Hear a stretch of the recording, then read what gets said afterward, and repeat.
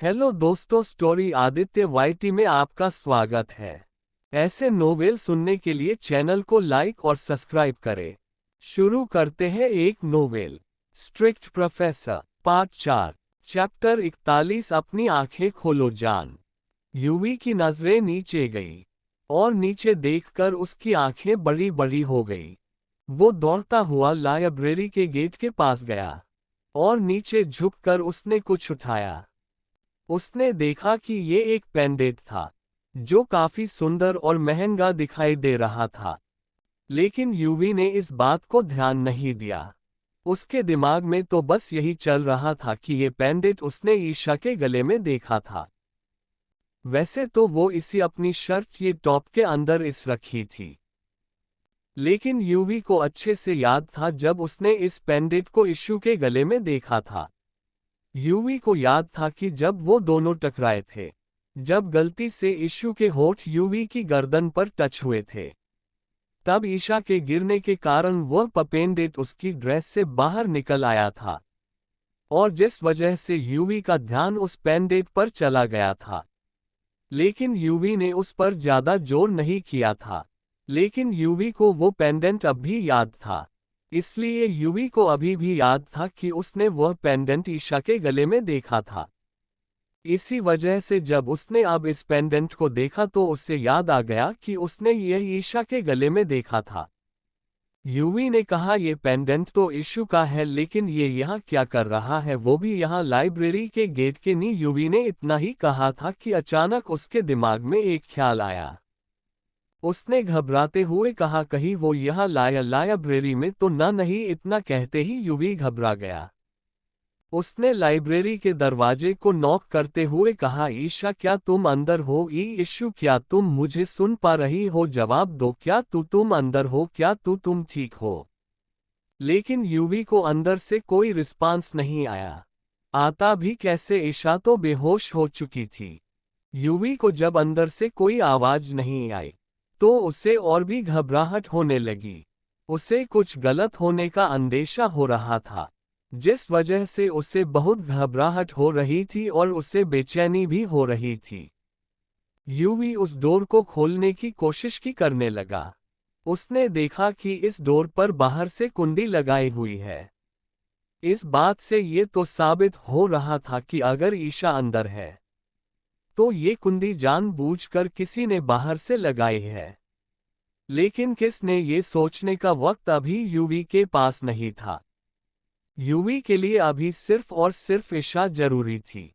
वही यूवी की धड़कन ये सोचकर तेज हो गई थी कि ईशा अंदर है। यूवी को अब सच में ईशा के लिए डर लग रहा था। यूवी ने कुंडी खोली और झट से लाइब्रेरी का दरवाजा खोला। यूवी के दरवाजा खोलते ही एक कदम भी आगे बढ़ाता कि इशू, जो इस वक्त दरवाजे से सटकर बैठी हुई फिलहाल बेहोश थी, वो यूवी के ऐसे दरवाजा खोलने से उसके पैरों में लुक कर गिर गई। वही किसी को अपने पैरों में गिरता देख यूवी वही जम गया था। उसने उस शख्स की तरफ देखा तो वह और कोई नहीं बल्कि ईशा ही थी। ईशा को ऐसे अपने पैरों में गिरा देख यूवी की तो सांसें ही रुक गई थी। वह बिल्कुल जमसा गया था। उसके मुंह से सिर्फ और सिर्फ एक ही शब्द निकला, ईशू। यूवी की आंखें बड़ी बड़ी हो गई थी ईशा को ऐसे गिरे हुए देखकर। उसको तो जैसे कुछ समझ ही नहीं आ रहा था कि क्या हो रहा है। उसे तो बस अपने दिल की धड़कन फिलहाल रुकी हुई महसूस हो रही थी। उसके दिल में इस वक्त एक टीस सी उठ रही थी। वह एकदम से होश में आया और इशू कहते हुए नीचे बैठ गया।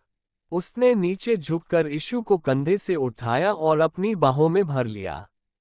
उसने इशू को अपने सीने से लगाते हुए उसके गालों को थपथपाते हुए ही उसे पुकारा, इशू इशू अपनी आंखें खोलो। का क्या हुआ है तुम्हें? तुम अपनी आंखें क्यों नहीं खोल रही हो? इशू आंखें खोलो।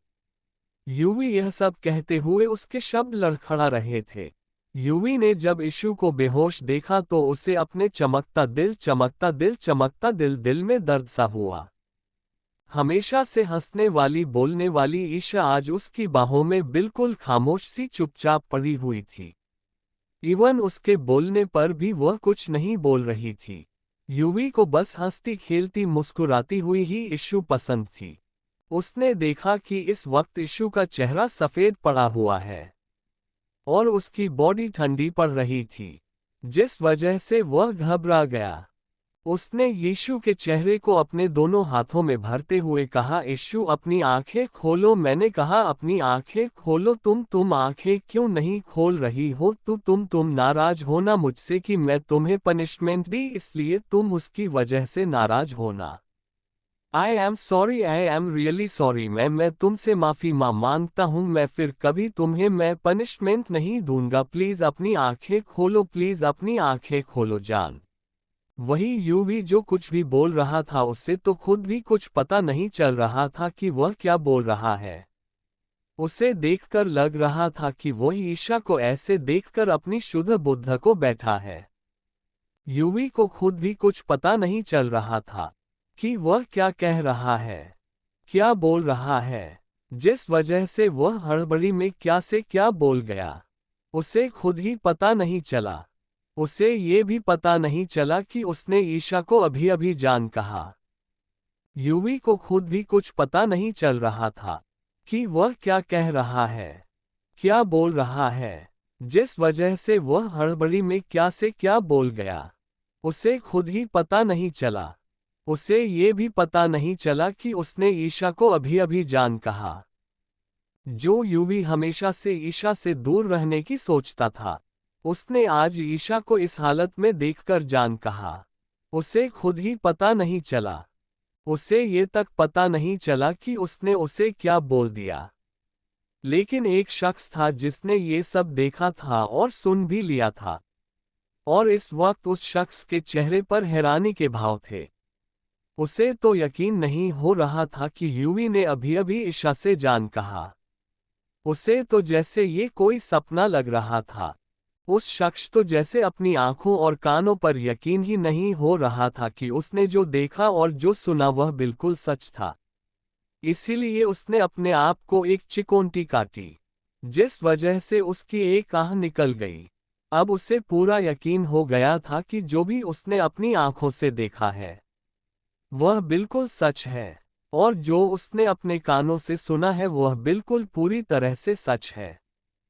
जिस वजह से वह सदमे में था, और वह शख्स कोई और नहीं बल्कि सिद्धार्थ सीड यानी यूवी का असिस्टेंट था, जो कि उसे नीचे ना आता देख उसे ऊपर बुलाने आया था। लेकिन उसने ऊपर आकार जो देखा वह देखकर वह वही अचंभे से खड़ा रहा। उसके लिए ये यकीन करना मुश्किल था। उसे ये सब यकीन करने में ही 2 से 4 मिनट लग गए। वही यूवी तो ईशा को होश में लाने में लगा हुआ था। लेकिन इशू को होश ना आता देख उसे अब टेंशन होने लगी थी। उसे घबराहट हो रही थी, यहाँ तक कि उसकी आंखों में भी नमी आ गई थी। उसे ईशा को इस हालत में बिल्कुल नहीं देखा जा रहा था। युवराज ओबरॉय जिसकी आंखों के आज तक किसी के लिए भी ऐसे आंसू नहीं आया, वही आज एक लड़की को ऐसे देखकर उसकी आंखें नम हो गई थीं। उसने देखा कि वक्त के साथ ईशा का चेहरा सफेद पड़ रहा है और उसकी बॉडी ठंडी पड़ रही है, और उसके होंठ सूख रहे हैं। ये देखकर वह बिल्कुल घबरा गया था। उसने ईशा को अपनी गोद में उठाया और लगभग भागता हुआ नीचे जाने लगा। इशू वजन में काफी हल्की थी, जिस वजह से यूवी को उसका वजन बिल्कुल किसी बच्चे के वेट के बराबर लग रहा था। और वही यूवी ने भी अपनी बॉडी बना रखी थी। उसने जिम में 100 किलो का वेट भी उठाया हुआ है, जिस वजह से उसे इशू को उठाने में कोई प्रॉब्लम नहीं हुई। उसने ईशा को अपनी गोद में उठाया और लगभग भागता हुआ नीचे जाने लगा। उसने ये भी ध्यान नहीं दिया कि वहां पर उसके सिवाय कोई और भी मौजूद था। उसे ईशा के सामने कुछ भी दिखाई नहीं दे रहा था। वह हड़बड़ी में ईशा को सीढ़ियों से नीचे लेकर आया और पार्किंग की तरफ भागा, क्योंकि उसे ईशा की तबीयत वक्त के साथ बिगड़ी हुई दिखाई दे रही थी, जिस वजह से उसने फिलहाल ईशा को अस्पताल ले जाने की सोची। वह भागता हुआ पार्किंग में आया। वही सिद्धार्थ ने अब तक उसके ड्राइवर को फोन कर दिया था, क्योंकि उसे पता था कि यूवी ईशा को अब सीधा हॉस्पिटल ही ले जाएगा, क्योंकि ईशा की हालत उसने भी देख ली थी, जिस वजह से उसने ड्राइवर को पहले ही फोन कर दिया था कि वह कार को रेडी रखें, ताकि ईशा को अस्पताल ले जाने में बिल्कुल भी टाइम बर्बाद ना हो, और वह जितना जल्दी अस्पताल पहुंचे उतना जल्दी ही उसका इलाज शुरू हो सके। चैप्टर 42 होने वाली लेडी बॉस। यूवी जल्दी से पार्किंग एरिया में आया तो उसने देखा कि उसके ड्राइवर ने पहले से ही कार रेडी कर रखी थी। ड्राइवर ने कार का गेट पहले से ही खोल रखा था, जिस वजह से वो इशू को अपनी गोद में लिए हुए ही कार में बैठ गया, और ड्राइवर ने जल्दी से आगे बैठकर ड्राइवर ने जल्दी से गाड़ी स्टार्ट की और जल्दी से हॉस्पिटल की तरफ दौड़ा दी।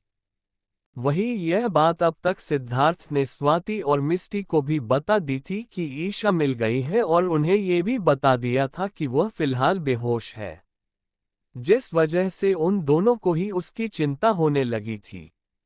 लेकिन किसी तरह सिद्धार्थ ने उन दोनों को शांत करा दिया था, और वह तीनों भी अब उनके पीछे हॉस्पिटल निकल गए थे। लेकिन यूवी और ईशा की गाड़ी उनसे काफी दूर निकल गई थी, क्योंकि यूवी ने ड्राइवर को धमकी दी थी कि अगर उसने अस्पताल पहुंचने में जरा सी भी देर की तो वह उसकी जान ले लेगा। यूवी का ड्राइवर यूवी की धमकी सुनकर डर गया था, क्योंकि उसे पता था कि यूवी को कितना गुस्सा आता है। यूवी के गुस्से का सामना करने की हिम्मत किसी में भी नहीं थी, और सबको उसके गुस्से से डर लगता था। लेकिन आज यूवी कुछ ज्यादा ही गुस्से में था। ड्राइवर ने यूवी को आज से पहले इतने गुस्से में कभी नहीं देखा था। हालांकि उसे गुस्सा आता था, लेकिन इतना ज्यादा नहीं आता था जो वह इस वक्त कर रहा था। इस वक्त तो जैसे वह पागल ही हो गया था। उसे इशू के सिवाय कुछ नहीं दिख रही था। उसे दिख रहा था तो बस ये कि अभी फिलहाल इशू की तबीयत ठीक नहीं है, और उसकी तबीयत वक्त के साथ बिगड़ती जा रही है, जिस वजह से उसे जितना जल्दी हो सके हॉस्पिटल पहुंचना है। जिस वजह से वह ड्राइवर पर गुस्सा कर रहा था कि वह कार को जल्दी चलाए, और ड्राइवर को उसके गुस्से से बहुत डर लग रहा था, जिस वजह से उसने जितनी तेज हो सकती थी वह अपनी गाड़ी को दौड़ा रहा था। वही यूवी ईशा को होश में लाने की कोशिश कर रहा था, लेकिन ऐसा कोई भी रेस्पॉन्ड नहीं कर रही थी। यूवी ने उसकी नब्ज चेक की तो इशू की नब्ज धीरे चल रही थी, जिस वजह से यूवी को अपनी लाइफ में आज पहली बार बहुत डर लग रहा था। उसे डर लग रहा था कि कहीं इशू को कुछ हो ना जाए। वह इशू को होश में लाने की कोशिश कर रहा था।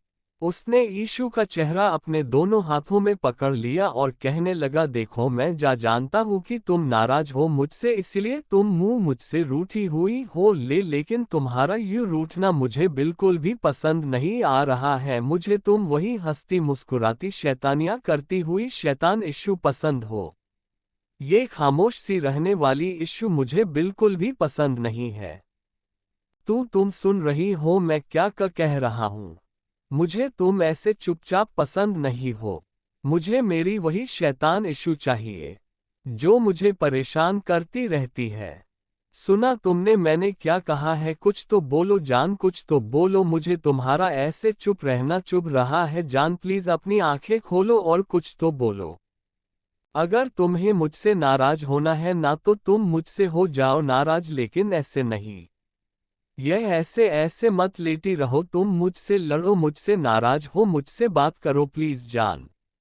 इतना कहते कहते यूवी की आवाज भारी हो गई थी, और उसकी आंखों में आंसू लाउडली क्राइंग आ गए थे। उसने अपना माथा इशू के माथे से जोड़ लिया और अपनी आंखें बंद कर ली। यूवी इस वक्त रो रहा था। वह खुद को बहुत बेबस महसूस कर रहा था। उसे खुद पर ही गुस्सा आ रहा था कि क्यों उसने इशू को सजा दी।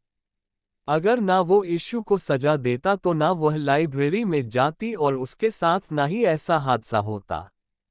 यूवी को इस वक्त खुद पर गुस्सा आ रहा था। और उससे बहुत बेबसी भी महसूस हो रही थी कि वह यीशु के लिए कुछ भी नहीं कर पाया। यीशु के साथ इतना कुछ हो गया और वह उसके लिए कुछ नहीं कर पाया। ये बात यूवी को अंदर ही अंदर खाए जा रही थी। वही बेचारा ड्राइवर तो शॉक में चला गया था। आखिर आज उसने अपने बॉस को किसी लड़की के लिए रोते हुए जो देखा था, उसे यकीन नहीं हो रहा था कि लड़कियों से दूर रहने वाला उसका बॉस आज एक लड़की की फिक्र कर रहा था और उस लड़की के लिए रो भी रहा था। उसका बॉस आज इस लड़की के लिए कितना पागल बिहेव कर रहा था ये भी ड्राइवर बखूबी देख रहा था। उसे सबसे बड़ा सदमा तो ये सुनकर लगा था कि आज उसके बॉस ने किसी लड़की को जान कहा। ड्राइवर बेचारा सदमे में कभी अपने बॉस को मिरर से देख रहा था और कभी ईशा को। लेकिन उसने जल्दी से अपने आप को संभाला और ड्राइविंग पर फोकस करने लगा, क्योंकि वह अपने बॉस के बिहेवियर से ये तो जान गया था कि जो लड़की फिलहाल उसके बॉस के गोद में है, वह उनके लिए बहुत मायने रखती है। अगर वह लड़की उसके बॉस के लिए मायने ना रखनी होती तो आज उसका बॉस उस लड़की के लिए ऐसे रो ना रहा होता और ना ही उसकी इतनी फिक्र कर रहा होता और सबसे बड़ी बात ना ही उसे जान कह रहा होता। इन सब से उस ड्राइवर को ये समझ तो आ गया था कि हो ना हो फ्यूचर में यही उनकी लेडी बॉस बनेगी। लेकिन आज उनकी लेडी बॉस खतरे में थी, जिस वजह से अब ड्राइवर ने भी ड्राइविंग पर फोकस किया और गाड़ी को दौड़ने लगा। वहीं वो तीनों सिद्धार्थ, स्वाति और मिस्टी की गाड़ी भी उसी रास्ते पर आ रही थी, जिस रास्ते पर से यूवी और ईशा की गाड़ी गई थी। लेकिन वह काफी पीछे रह गए थे और यूवी की गाड़ी उनसे काफी आगे निकल गई थी। लगभग 15 मिनट बाद मुंबई का सबसे बड़ा हॉस्पिटल आनंद हॉस्पिटल, काल्पनिक नाम। यूवी की कार मुंबई के सबसे बड़े हॉस्पिटल आनंद हॉस्पिटल के सामने आकर रुकी। ये हॉस्पिटल खुद यूवी का था। ये हॉस्पिटल उसके दादाजी के नाम पर था। ये हॉस्पिटल खुद ओबरॉय का था। इस हॉस्पिटल में दुनिया के सबसे बड़े बड़े डॉक्टर मौजूद थे। ये हॉस्पिटल काफी बड़ा और लग्जरियस था। और लग्जरियस कैसे ना होता, आखिर यह हॉस्पिटल ओबरॉय का जो था, जो इस देश की नामी गिरामी फैमिली थी। यूवी की कार 15 मिनट में ही अस्पताल के आगे पहुंच गई थी। यूवी की कार ने 40 मिनट के रास्ते को 15 मिनट में ही पार कर लिया था। अस्पताल पहुंचते ही ड्राइवर अपनी गाड़ी से निकाला और जल्दी से पीछे का दरवाजा खोल दिया। दरवाजा खोलते ही यूवी यीशु को अपनी गोद में उठाए ही कार से उतरा और लगभग दौड़ता हुआ अस्पताल के अंदर इंटर हो गया। यूवी ने ये 15-20 मिनट कैसे काटी थी, ये वह खुद ही जानता था। वक्त बीतते के साथ उसकी घबराहट बढ़ती ही जा रही थी, जिस वजह से वह जल्द से जल्द अस्पताल पहुंचाना चाहता था और यह कुछ मिनट उसके लिए काफी भारी थे। यूवी दौड़ता हुआ अस्पताल के अंदर इंटर हुआ और चिल्लाते हुए डॉक्टर को पुकारा, डॉक्टर डॉक्टर। वही वहां जितने भी लोग थे वह इतनी तेज आवाज सुनकर डर गए थे। वह डरते हुए यूवी को देखने लगे। बहुत से लोगों ने यूवी को पहचान लिया था। आखिर यूवी एक बिजनेसमैन भी था, जिस वजह से काफी लोग उसको पहचानते थे। और वैसे भी वो जिस हॉस्पिटल में फिलहाल मौजूद था वह हॉस्पिटल खुद यूवी का था, जिसके स्टाफ यूवी को अच्छी तरह से जानते थे। यूवी को वहां देखकर सब स्टाफ हरकत में आ गए और वहां के डॉक्टर भी जल्दी से हरकत में आ गए। डॉक्टर ने आगे जाकर यूवी से कहा, अरे सर, आप ये क्या क्या कर रहे हैं। वही वह डॉक्टर आगे कुछ भी कहता, यूवी ने उसे बीच में ही टोकते हुए गुस्से से कहा, अपनी बकवास बाद में करना डॉक्टर, पहले पेशेंट को देखो। अगर तुम्हारी बकवास करने के चक्कर में इससे कुछ हो गया ना तो मैं तुम्हें जिंदा नहीं छोड़ूंगा, याद रखना। वही यूवी की धमकी सुनकर डॉक्टर डर गया, क्योंकि सब डॉक्टर यूवी के गुस्से के बारे में अच्छी तरीके से जानते थे। यहाँ तक कि पूरे स्टाफ भी उसके गुस्से से वाकिफ थे। वहीं अब तक बाकी के स्टाफ वहां पर एक स्ट्रेचर ले आए थे। यूवी ने ईशा को उस स्ट्रेचर पर लेटा दिया। अब वही डॉक्टर और नर्स मिलकर ईशा को इमरजेंसी वार्ड में ले जाने लगे। वही यूवी ने इस वक्त ईशा का हाथ कसकर पकड़ रखा था। चैप्टर 43 मैं तुम्हें कुछ नहीं होने दूंगा जान। वही यूवी ने इस वक्त ईशा का हाथ कसकर पकड़ रखा था। उसे देखकर ऐसा लग रहा था कि जैसे अगर उसने ईशा को हाथ छोड़ दिया तो वह उसे छोड़कर हमेशा हमेशा के लिए चली जाएगी। उसने उसका हाथ पकड़ा पकड़ा हुआ था और वह ईशा के स्ट्रेचर के साथ साथ चल रहा था। तकरीबन 2-3 मिनट के बाद ही ईशा इमरजेंसी बोर्ड के सामने थी। वहीं अब तक बाकी के स्टाफ ने मिलकर इमरजेंसी वार्ड को रेडी कर दिया था। डॉक्टर ईशा को इमरजेंसी वार्ड में ले जाने लगे कि तभी यूवी ने उन्हें रोक दिया। यूवी के ऐसे रोकने से सभी उसे देखने लगे, लेकिन यूवी ने उन सब पर कोई ध्यान नहीं दिया। उसकी नज़रें तो फिलहाल ईशा पर ही टिकी हुई थी, जो फिलहाल उस स्ट्रेचर पर बेसुध से लेटी हुई थी। यूवी नीचे झुका और उसने ईशा के चेहरे पर हाथ रखते हुए कहा, तुम जल्द ही ठीक हो जाओगी, मैं तुम्हें कुछ नहीं होने दूंगा जान, याद रखना मैं हमेशा तुम्हारे साथ रहूंगा। इतना कहकर यूवी ने अपने होठ ईशा के माथे पर रख दिए। ईशा के माथे पर होठ रखते ही यूवी की आंखें बंद हो गई और उसकी आंखों से एक आंसू निकलकर ईशा के माथे पर गिर गया। उसने ईशा के माथे पर प्यार से एक किस किया और फिर उसने जिस हाथ को पकड़ रहा था ईशा के उसे हाथ पर किस किया। वही यूवी की इस हरकत ने सभी डॉक्टरों और नर्स की अचंभे में डाल दिया था। वह हैरानी से अपनी आंखें फाड़े और मुंह खुला यूवी को देख रहे थे। आज यूवी ने सबको शॉक दिया था। यूवी ने अपनी आंखें खोलकर उन सभी डॉक्टरों को अपनी लाल आंखों से घूरा और उन्हें देखते हुए अपने दांत पीसते हुए कहा, याद रखना अगर मेरी जान को कुछ भी हुआ तो मैं तुम लोगों को जिंदा नहीं छोड़ूंगा। अगर अपनी जान की सलामती चाहते हो तो मेरी जान को कुछ नहीं होना चाहिए, उसका अच्छे से अच्छे इलाज करना। अगर उसे कुछ हुआ तो तुम सब लोगों को मुझे कोई नहीं बचा सकता। मेरी जान की जिंदगी ही तुम्हारी जिंदगी बचा सकती है, ये बात याद रखना। यूवी यह सब कहते हुए यूवी बिल्कुल एक डेविल स्माइल विद हॉर्न्स की तरह लग रहा था, क्योंकि इस वक्त उसने यह बात उन डॉक्टरों को बिल्कुल गुस्से में कही थी और उसकी गुस्से से भरी आवाज सुनकर सभी डॉक्टर डर गए थे। उनके माथे पर पसीना आने लगा था। ये सच था कि उन लोगों को यूवी से फिलहाल बहुत डर लग रहा था और यूवी से निकलती हुई उसकी वह डरावनी वाइब्स उन्हें और डरने पर मजबूर कर रही थी और उन्हें पसीने से लथपथ कर रही थी। उनमें से एक डॉक्टर ने डरते हुए कहा, हम अपनी तरफ से पूरी कोशिश करेंगे सर, मैडम का इलाज अच्छे तरीके से कर उनकी जान बचाने की। वह डॉक्टर अभी इतना ही कहा पाया था कि यूवी ने गुस्से से गरजते हुए उस डॉक्टर से कहा, मुझे कोशिश नहीं रिजल्ट चाहिए, मुझे मेरी इशू सही सलामत चाहिए। अगर उसे कुछ भी हुआ ना तो मैं पूरी दुनिया में आग लगा दूंगा। यूवी यह कहते हुए बिल्कुल सनकी लग रहा था। यूवी को ऐसे देखकर वह सारे डॉक्टर डर गए थे, इसीलिए उन्होंने यूवी की हाँ में हाँ मिलाई।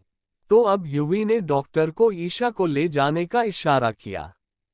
डॉक्टर जल्दी से होश में आए और ईशा को ले जाने लगे।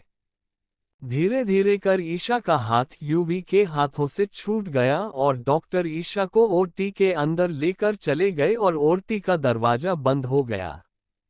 दरवाजा बंद होते ही यूवी ने अपनी आंखें बंद कर ली। कुछ देर अपनी आंखें बंद करने के बाद उसने अपनी आंखें झटके से खोली तो इस वक्त उसकी आंखें बिल्कुल लाल थी और उसकी आंखों में इस वक्त इतना गुस्सा भरा हुआ था कि जिसकी कोई हद नहीं थी। उसका गुस्सा देखकर लग रहा था कि जरूर किसी न किसी की तो आज शामत आने वाली है। उसने अपना फोन निकाल और किसी को फोन किया। 2 रिंग होने के बाद ही फोन पिक कर लिया गया था। उधर से उसे शख्स ने हेलो कहा तो इधर से यूवी ने उस शख्स से कुछ कहा। यूवी की बात सुनकर उस शख्स ने कहा, कम हो जाएगा बॉस, और इतना कहकर फोन काट दिया। फोन काटने के बाद यूवी वही ओटी के सामने इधर से उधर चक्कर काटने लगा। वही अंदर इस वक्त ईशा का इलाज शुरू हो गया था। सभी डॉक्टर अपनी जान हथेली पर रखकर ईशा की जान बचाने में लगे हुए थे। उन सभी की जान अब इस वक्त ईशा के हाथ में ही थी। अगर आज ईशा को कुछ नहीं हुआ तो उनकी जान यूवी बख्श देगा, और अगर गलती से भी ईशा को कुछ हो गया तो आज उनकी जान नहीं बचने वाली थी। यही सोच सोचकर उन डॉक्टरों को पसीना आ रहा था, लेकिन वह पूरी कंसंट्रेट के साथ ईशू का इलाज करने में लगे हुए थे। डॉक्टर ईशा का इलाज करने में लगे हुए थे और वही बाहर यूवी एक तक ओटी के दरवाजे को देख रहा था। तभी वहां सिद्धार्थ, मिष्टी और स्वाति तीनों ही दौड़ते हुए आए। सिद्धार्थ ने यूवी के पास आकर पूछा, कैसी है वो, क्या डॉक्टर ने कुछ कहा? उसके पूछने पर यूवी ने एक नज़र उसे देखा, लेकिन वापस से औरती की तरफ देखने लगा। वही सिद्धार्थ ने यूवी की नम आंखें देख ली थी। उसे ये देख अब पक्का यकीन हो गया था कि जो वो सोच रहा है वो सच है। उसे बड़ी हैरानी हो रही थी। स्वाति ने रोते हुए कहा, ईशू का कहाँ है, कैसी है वो ठीक तो है ना? इतना कहते हुए वो रोए लाउडली क्राइंग जा रही थी। मिष्टी का भी कुछ ऐसा ही हाल था। यूवी ने उसकी बातों का कोई जवाब नहीं दिया। वो एकटक ओटी के दरवाजे को देख रहा था। कोई कुछ कहता उससे पहले ही स्वाति का फोन रिंग होने लगा। फोन की आवाज सुनकर स्वाति में अपने आंसू पोंछे और फोन को अपनी पॉकेट से निकालकर देखने लगी। फोन पर ईशान भाई नाम शो हो रहा था, क्योंकि स्वाति और मिष्टी दोनों ही उससे अपना भाई मानती थीं, और ईशान भी उन दोनों को ईशू की तरह ही अपनी बहन मानता था। फोन पर ईशान का नाम देखकर स्वाति की आंखों से फिर आंसू बहने लगे। उसने बड़ी मुश्किल से अपने आप को संभाला और फोन पिक कर लिया। तो उधर से ईशान ने फिक्र भरी आवाज में कहा, स्वाति कहाँ हो तुम लोग? कॉलेज की छुट्टी हो गई है और तुम लोग अभी तक आए नहीं हो। मैं यहाँ तुम लोगों को लेने आया था, फिलहाल कॉलेज के गेट के बाहर खड़ा हुआ हूँ। कहाँ हो तुम लोग? और ईशू का फोन क्यों नहीं लग रहा? मैंने उससे कई बार फोन किया लेकिन उसका फोन ही नहीं लग रहा। मुझे उसकी चिंता हो रही है, पता नहीं क्यों मेरा मन बहुत घबरा रहा है। मेरा दिल कर रहा है बस एक बार ईशू को देख लूं तो मेरे मन को शांति मिल जाए। प्लीज तुम लोग जल्दी बाहर आओ, मैं वेट कर रहा हूं। वही स्वाति को समझ नहीं आ रहा था कि वह अब ईशान को क्या कहें, और उसे काफी रोना भी आ रहा था। वह फोन पर ही रोने लगी। जब ईशान ने स्वाति की रोने की आवाज सुनी तो वह घबरा गया। उसने घबराते हुए कहा, क्या हुआ स्वाति, तुम रो क्यों रही हो? तुम ठीक तो हो ना? क्या हुआ है मुझे बताओ। स्वाति ने रोते हुए कहा, कुछ भी ठीक नहीं है भैया। वो ईशू को। ईशान स्वाति की बात सुनकर सच में घबरा गया था। जब उसने स्वाति को रोते हुए ईशा का नाम पुकारते हुए सुना तो उसने घबराते हुए स्वाति से कहा, ईशा ईशू को क्या हुआ है? वो ठीक तो है ना? मुझे साफ साफ बताओ हुआ क्या है? स्वामी ने रोते लाउडली क्राइंग हुए कहा, वो भैया इस वक्त ईशू अस्पताल में है और वो बेहोश है। जब ईशान ने ये सुना कि उसकी बहन हॉस्पिटल में है तो वह काफी डर गया था। उसने हड़बड़ी में ही कहा, ईशू इस वक्त अस्पताल में है? क्या हुआ है उसे को? कौन से अस्पताल में है वो? मुझे हॉस्पिटल का नाम बताओ, मैं अभी वहां पहुंच रहा हूं। स्वाति ने ईशान को हॉस्पिटल का नाम बता दिया। वही ईशान जो इस वक्त कॉलेज के गेट के सामने था, जो कि ईशा को लेने हुए आया था। वह जल्दी से अपनी कार में बैठा और उसने अपनी कार को स्वाति के बताए हुए अस्पताल की तरफ दौड़ा दी। वह जल्द से जल्द ईशा के पास पहुंचाना चाहता था। उसे बहुत डर लग रहा था जब उसने ये सुना कि ईशू हॉस्पिटल में है और वह बेहोश है, तो सच में काफी डर गया था। आखिर उसने अपनी बहन को इतनी नाजों से जो पाला था, बिल्कुल अपने बच्चों की तरह ख्याल रखा था उसने ईशू का। ईशान ने अपनी कार को अस्पताल की तरफ दौड़ा दी। वह जितनी जल्दी हो सके उतनी जल्दी ईशु के पास पहुंचाना चाहता था, जिस वजह से वह अपनी कार को स्पीड में भगाते हुए अस्पताल की तरफ ले जा रहा था। उसे इस वक्त कुछ नहीं सूझ रहा था। उसे बस किसी भी तरह अपनी बहन के पास पहुंचना था, जो उसे अपनी जान से भी प्यारी थी। चैप्टर 44 ईशान और यूवी का आमना सामना। ईशान से जितनी जल्दी हो सकता था, वह उतनी तेज कार कर ड्राइव करके अस्पताल पहुंचा।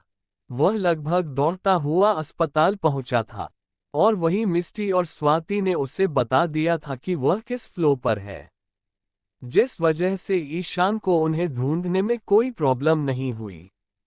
वह दौड़ता हुआ वहां पहुंचा जहां पर ईशा का इलाज हो रहा था। ये सुनकर कि ईशा हॉस्पिटल में है और वह बेहोश है, ईशान की हालत खराब हो गई थी। उसके बाल पूरी तरह से बिखरे हुए थे, और उसकी टाई गले में बिल्कुल ढीली हो चुकी थी। उसके शर्ट के 2 बटन खुले हुए थे, जिसकी वजह से उसका सीन दिख रहा था। लेकिन ईशान को इन सब से कोई फर्क नहीं पड़ा। उसे तो फिलहाल ईशा की चिंता थी, जिस वजह से वह दौड़ता हुआ वहां पहुंचा। वहां पहुंचकर उसने देखा कि ओटी के सामने 2 लड़के खड़े हुए हैं, और उन्हीं के दूसरी साइड में मिट्टी और स्वाति खड़ी हुई है। जब मिस्टी और स्वामी ने ईशान को देखा तो वह दोनों दौड़ती हुई ईशान के गले जा लगी, और उसके गले लगाकर रोने लगी। ईशान ने भी उन्हें अपने से गले से लगा लिया और उनकी पीठ पर हाथ रखकर उसे सहलाने लगा ताकि वह दोनों शांत हो सके। वही यूवी एकटक औरती को देख रहा था, लेकिन जब उसने किसी और की प्रेजेंस को वहां पर महसूस किया तो उसने उस तरफ देखा, तो उसने देखा कि वहां पर एक लड़का खड़ा हुआ है, जो करीब उसकी ही उम्र का था। मिष्टी ने ईशान के गले लगे हुए रोते हुए कहा, ईशान भाई देखिए ना ईशु को क्या हुआ है, वह बेहोश है, वो ठीक तो हो जाएगी ना भाई, उसे कुछ होगा तो नहीं ना, अभी तक डॉक्टर भी बाहर नहीं आए हैं। मिष्टी की बात पर ईशान ने अपने भरे हुए गले से कहा, शह कुछ नहीं होगा हमारी ईशु को। इतना कहकर ईशान का ध्यान यूवी की तरह हो गया, जो उसे ही देख रहा था और उसे पहचानने की कोशिश कर रहा था। ईशान ने यूवी की तरफ देखते हुए मिस्टी और स्वाति से पूछा, ये कौन है? मिस्टी और स्वाति ने ईशान की बात पर यूवी को देखा और ईशान से कहा, ये युवराज सर है। यही ईशा को अस्पताल लेकर आए हैं, और इन्होंने ईशु को यहाँ पर एडमिट कराया है। ये हमारे मैथ के प्रोफेसर हैं। जब ईशान ने ये सुना कि यूवी ईशा को हॉस्पिटल लेकर आए हैं, तो उसने यूवी की तरफ देखते हुए कहा, क्या हुआ था मेरी ईशु को? वही यूवी जो ईशान को पहचानने की कोशिश कर रहा था। जब उसने उसके मुंह से यह सुना, मेरी ईशु सुना, तो उसके दिल में जलन सी होने लगी। ईशान का ईशा को मेरी ईशु कहना यूवी को जरा सा भी पसंद नहीं आया, जिस वजह से अब वही ईशान को घूरने लगा। लेकिन ईशान को ये समझ नहीं आया कि यूवी उसे क्यों घूर रहा है।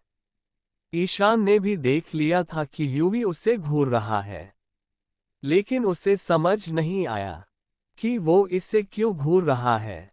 उसने दोबारा से यूवी से पूछा, तुम कुछ बोल क्यों नहीं रहे, क्या हुआ था ईशु को?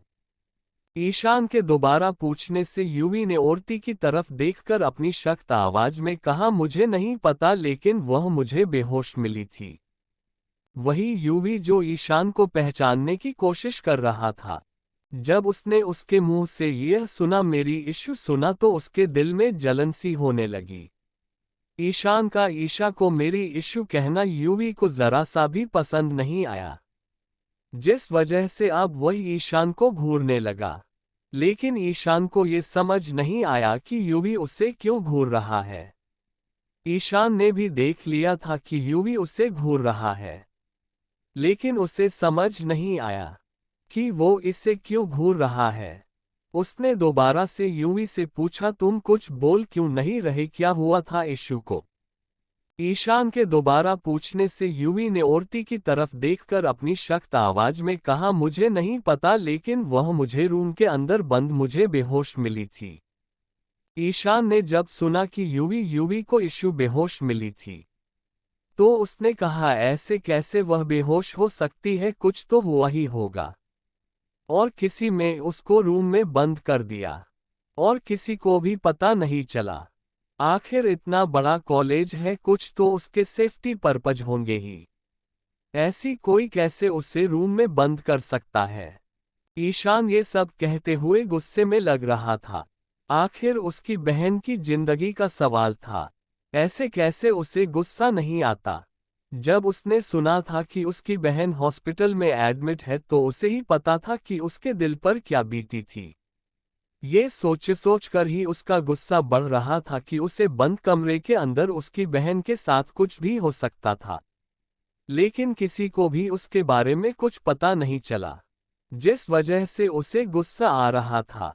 युवी ने ईशान से कुछ नहीं कहा, लेकिन युवी को ईशान पहले भी कहीं देखा देखा लग रहा था।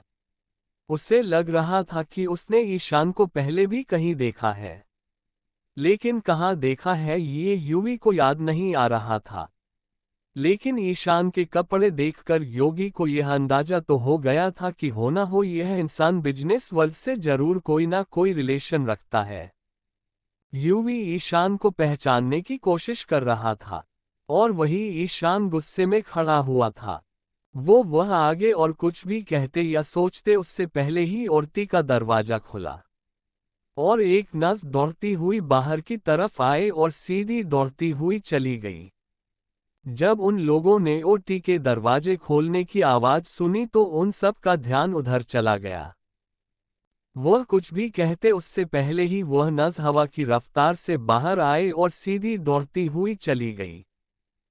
किसी को कुछ समझ नहीं आया, लेकिन उस नास को ऐसे हड़बड़ी में दौड़ते हुए देखकर उन सभी के कोई गलत घबराहट से होने लगी थी, क्योंकि उन सभी ने उसे नास के चेहरे पर घबराहट साफ साफ देख ली थी, जिस वजह से वह सब खुद भी घबरा गए।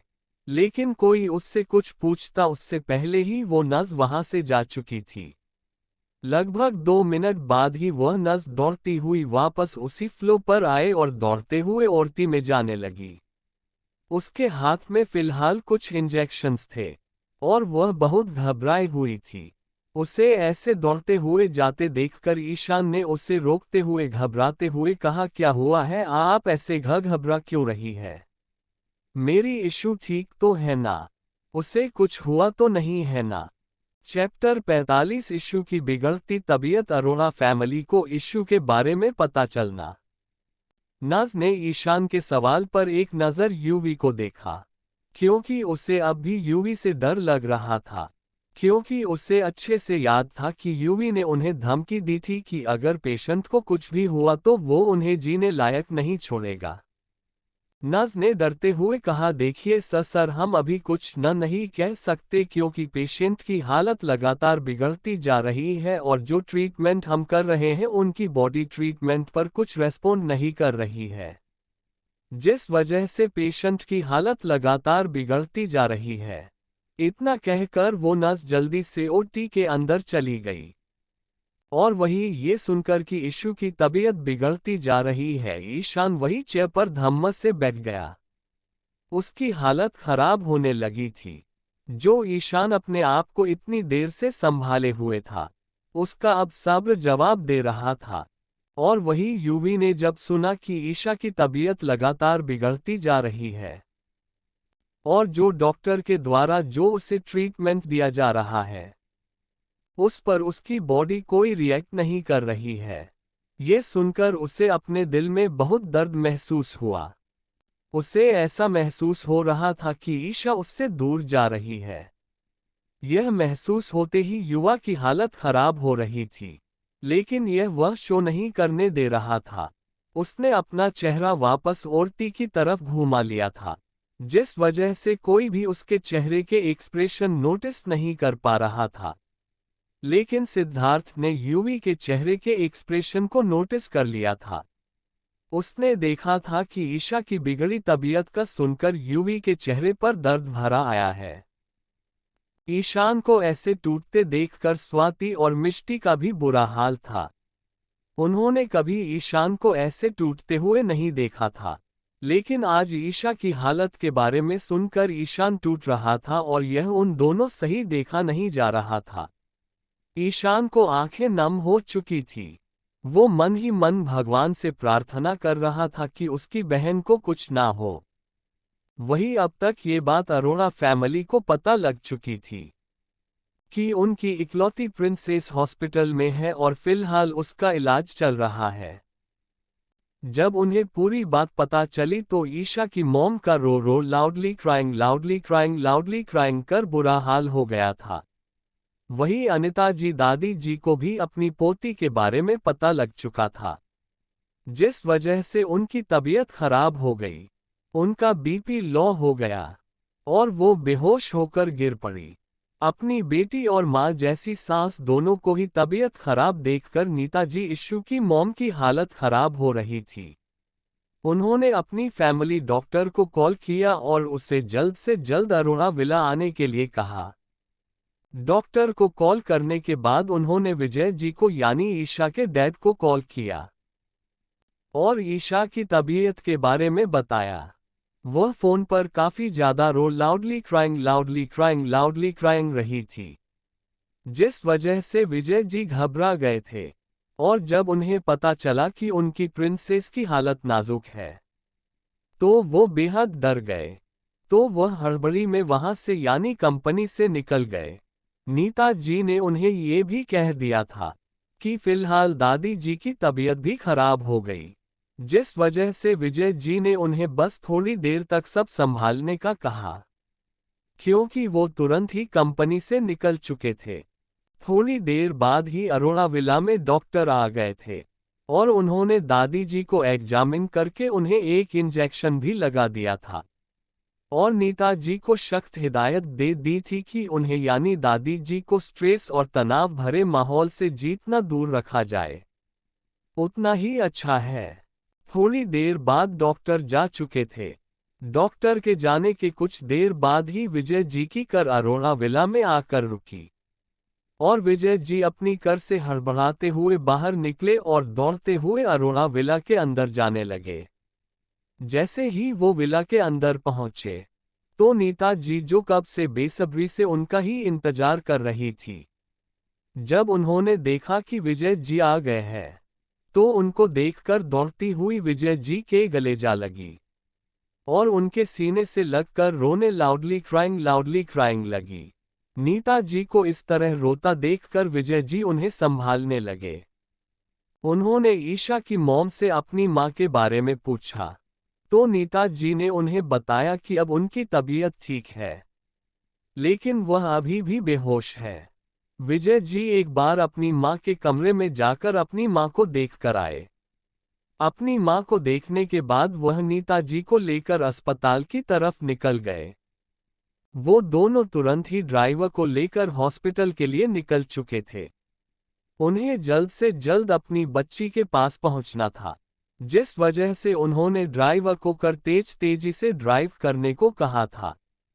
वही उनके कुछ देर निकलने के बाद ही पीयूष की कार अरोड़ा विला के अंदर इंटर हुई और वह एक मुस्कान लिए अपनी कार से उतरा और मस्ती से चलता हुआ अरोड़ा विला के अंदर आया।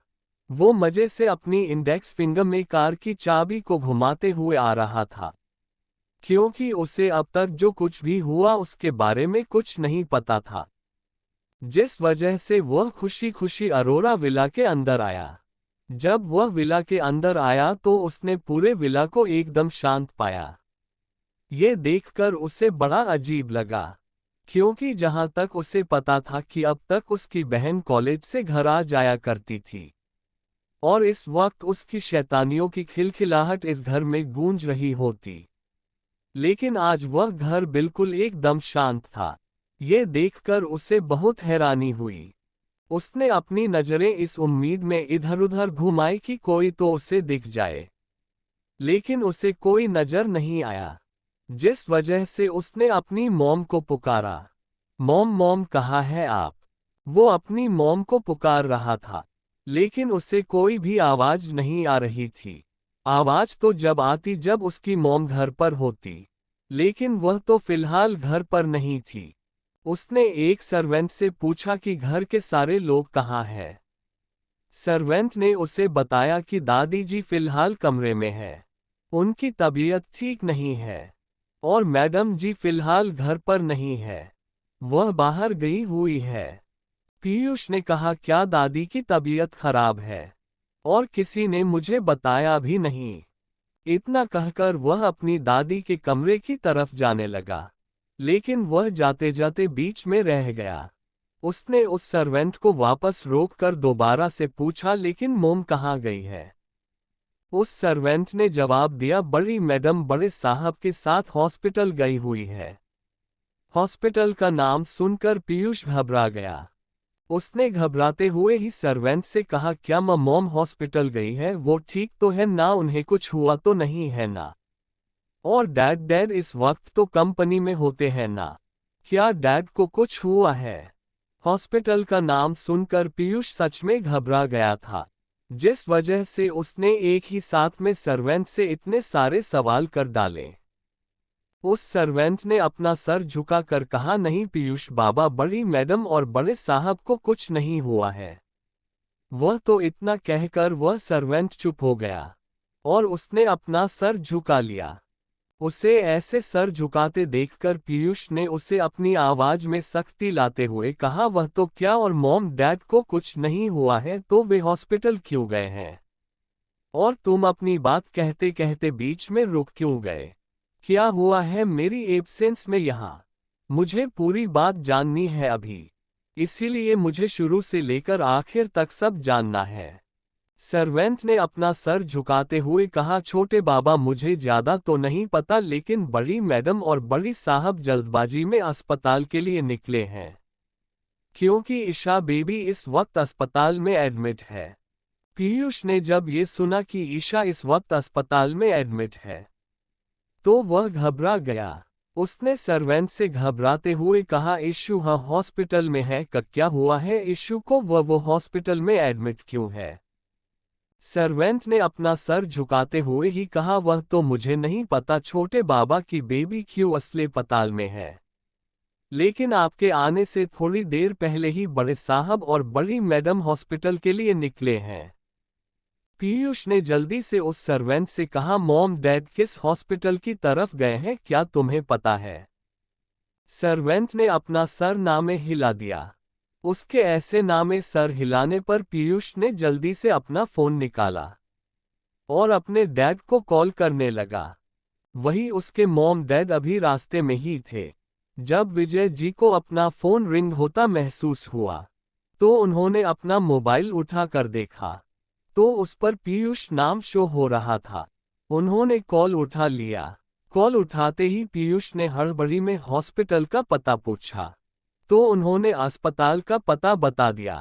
अब पीयूष भी जल्दी से अरोड़ा विला से दौड़ता हुआ बाहर निकल गया और अपनी गाड़ी के बैठकर हॉस्पिटल की तरफ चला गया। उसने अपनी कार की स्पीड बढ़ा दी। Chapter 46 untitled actor. उसे जितनी तेज हो सके वह अपनी कार को उतनी तेज चल रहा था। भले ही वह अपनी बहन को तंग करता था, परेशान करता था, लेकिन वह अपनी बहन से प्यार भी बहुत करता था। और जब उसने सुना कि उसकी बहन हॉस्पिटल में है, तो उससे अपने सीने में दर्द महसूस हो रहा था। वह अपनी बहन पर एक आंच भी बर्दाश्त नहीं कर सकता था। वहीं अब तक नीता जी और विजय जी हॉस्पिटल में पहुंच गए थे।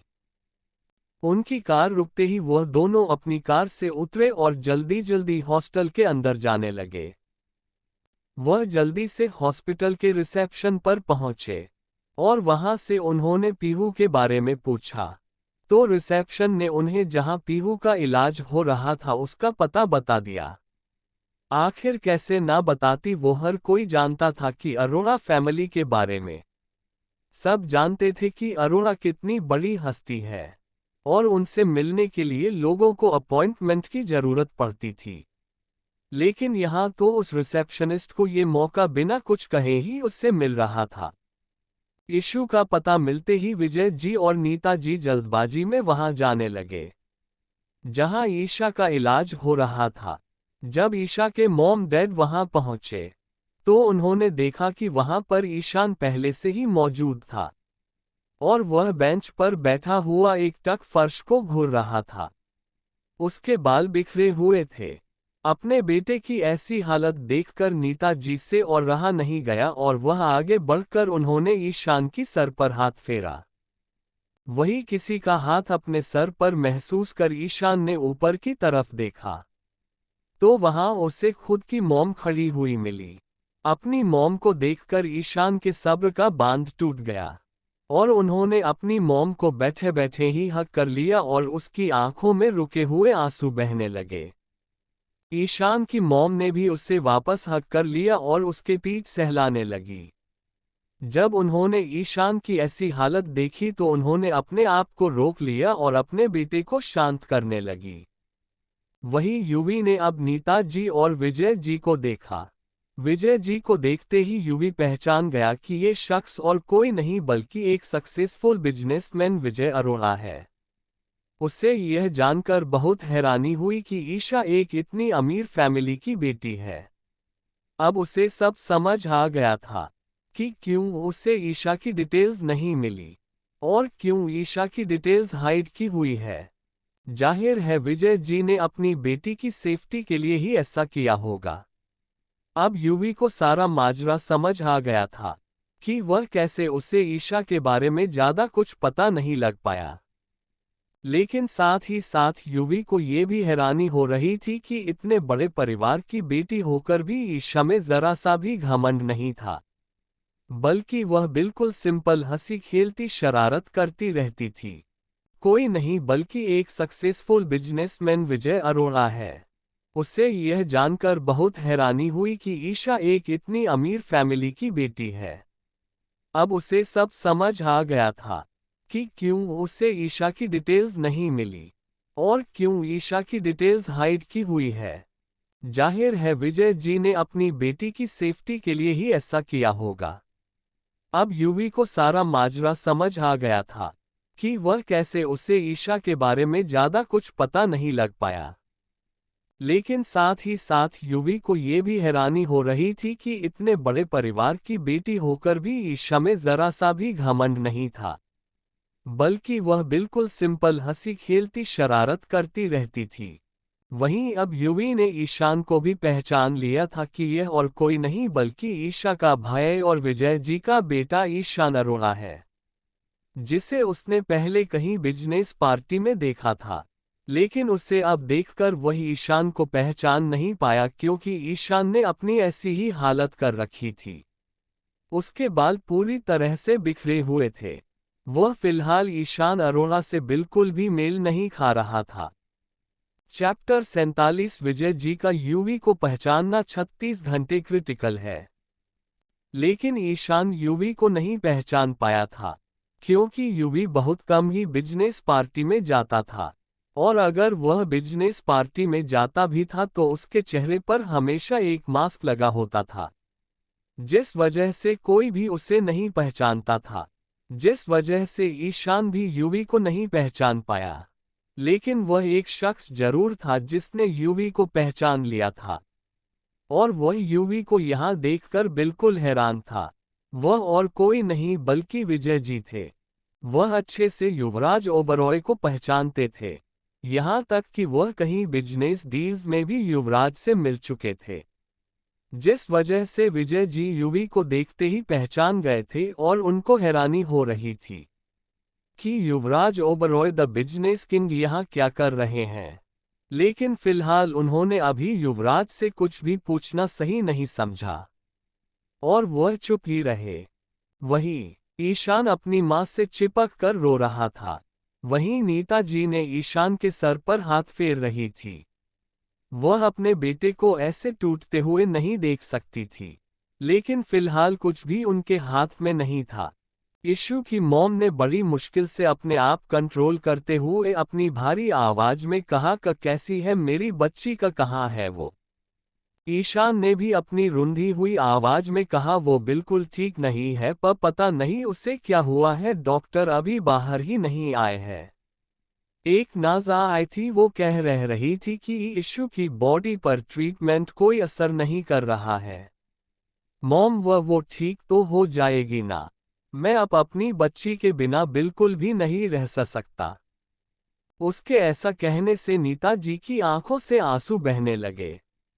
उसने ईशान को टाइट हक कर लिया और उसने ईशान को समझाते हुए कहा, कुछ नहीं होगा हमारी इशू को, वो बिल्कुल ठीक हो जाएगी।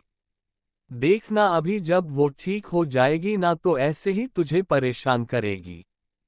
तभी नीता जी का ध्यान मिष्टी और स्वाति पर गया, जो वही खड़ी हुई थी। उनकी आंखों में भी ईशा के लिए आंसू थे।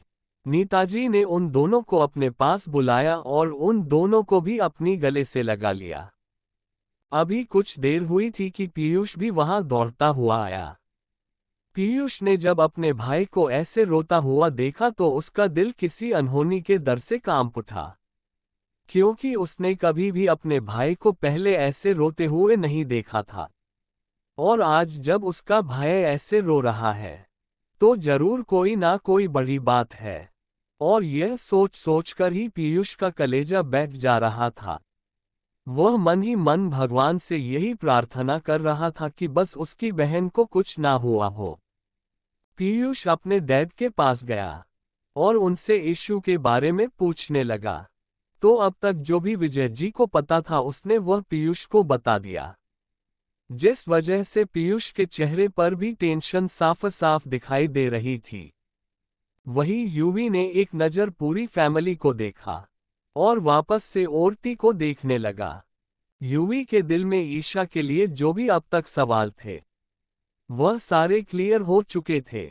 उसे पता चल चुका था कि ईशा कौन है और क्यों उसकी आइडेंटिटी इतनी हाइड कर रखी थी। उसे ईशा के बैकग्राउंड के बारे में सब कुछ पता चल चुका था। लेकिन यूवी का ध्यान अब भी औरती की तरफ ही था। वही अब नीता जी का ध्यान यूवी पर गया। वो उन्हें देखने लगी। वो यूवी को देखते हुए कुछ सोच रही थी, लेकिन वह क्या सोच रही थी यह उनके सिवा कोई नहीं जानता था। लेकिन ये तो सच था कि यूवी को लेकर उनके मन में कई सवाल चल रहे हैं। उन्होंने विजय जी को देखा। विजय जी की नज़र भी नीता जी पर पड़ी तो वो उनकी आंखों में जो सवाल था वो समझ गए। विजय जी यूवी के पास गए। वही यूवी भी विजय जी को अपनी तरफ आता देख उन्हें ही देखने लगे। विजय जी यूवी को देखकर कुछ सोच रहे थे। वो उसके चेहरे के एक्सप्रेशन को नोटिस रहे थे, लेकिन यूवी के चेहरे पर फिलहाल कोई एक्सप्रेस नहीं थे, जिस वजह से उसके मन में क्या चल रहा है यह कोई नहीं पता लगा सकता था, जिस वजह से विजय जी को भी कुछ पता नहीं चला। उन्होंने यूवी को देखकर कहा, मिस्टर ओबरॉय आप यहाँ, मतलब आप यहाँ हैं तो जरूर कोई बात तो होगी ही। यूवी ने उन्हें देखते हुए औरती की तरफ इशारा करते हुए बिना किसी एक्सप्रेशन के साथ कहा, जो अंदर है वो आपकी बेटी है और मेरी। इतना कहते ही यूवी रुक गया। वो औरती को देखने लगा। उसके दिमाग में इस वक्त बस इशू और खुद के बिताए हुए पल घूम रहे थे। वही विजय जी यूवी को ऐसे रुकते देख उन्हें ही देखने लगे। उन्होंने यूवी से कहा, और आपकी क्या? यूवी ने अपनी भाषा की कंटिन्यू करते हुए कहा, और वह मेरी स्टूडेंट है। यूवी के ऐसा कहने से विजय जी हैरान हो गए। विजय जी हैरानी से यूवी को देखने लगे। उनके मन में बस यही चल रहा था कि ऐसी क्या जरूरत आन पड़ी जो द बिजनेस किंग युवराज ओबरॉय को एक प्रोफेसर की नौकरी करनी पड़ी। वही यूवी भी विजय जी की एक्सप्रेशन को नोटिस कर समझ गए थे कि उनके मन में फिलहाल क्या चल रहा है, जिस वजह से उन्होंने विजय जी से बिना किसी एक्सप्रेशन के कहा, जानता हूँ आप यही सोच रहे होंगे कि मैं प्रोफेसर की नौकरी क्यों कर रहा हूँ।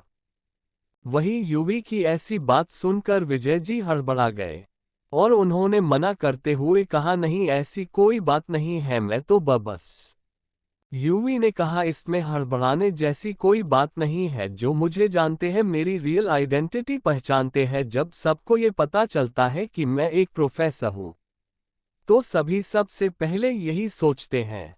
विजय जी ने यूवी की बात पर कुछ नहीं कहा, क्योंकि उन्हें पता था कि युवराज ओबरॉय ये आसानी से बता सकता है कि आगे वाले की इंसान के दिमाग में क्या चल रहा है।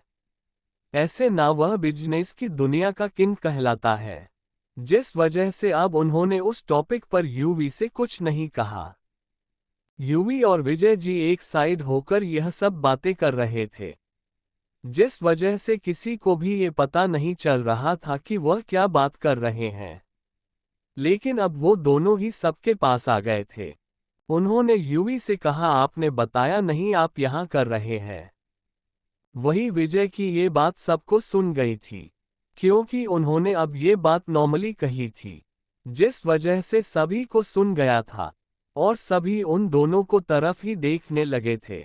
यूवी ने कुछ नहीं कहा, लेकिन मिष्टी ने विजय जी की तरफ देखकर कहा, अंकल वो इश्यू को युवराज सर ही हॉस्पिटल लेकर आए हैं।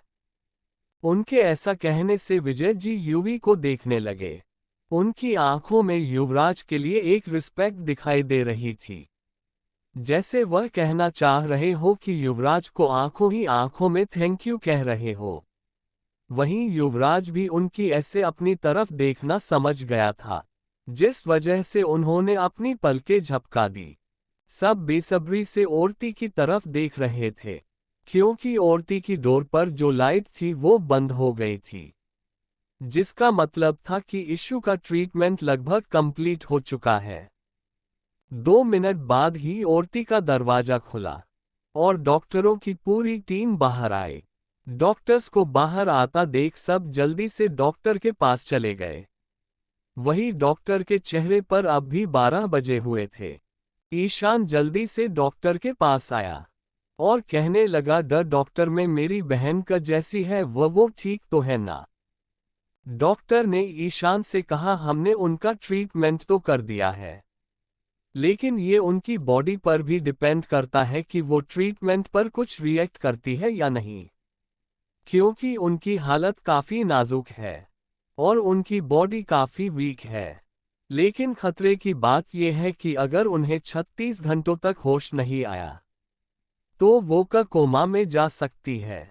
ये 36 घंटे उनके लिए काफ़ी क्रिटिकल है। डॉक्टर ने यह बात डरते हुए कही, क्योंकि उसे डर था कि अगर पेशेंट को कुछ हुआ तो यूवी उसकी जान ले लेगा। जैसे ही यूवी ने ये सुना, तो ये सुनकर तो जैसे यूवी का दिल धड़कना ही भूल गया। वही ये सुनकर ईशा की मॉम, जो मुश्किल से खुद को संभाले हुए थी, वो रोने लगी। उन्होंने रोते हुए कहा, लेकिन मेरी बच्ची को हुआ क्या है? सुबह तो अच्छी भली कॉलेज गई थी और अब इतना कहकर वो रोने लगी। विजय जी उन्हें संभालने लगे। आंखें तो उनकी भी नम थी, आखिर उनकी इकलौती लाडली बेटी थी। ईशान तो कुछ कहने की हालत में ही नहीं था। डॉक्टर ने सबको एक नज़र देखा और अपने माथे का पसीना पोंछ हुए उसने यूवी को देखते हुए डरते हुए कहा, सर क्या आप मेरे साथ केबिन में चल सकते हैं? मुझे कुछ जरूरी बात करनी है पेशेंट से रिलेटेड। उसके ऐसा कहने से यूवी ने अपने आप को संभाला और अपना सर हाँ में हिलाया।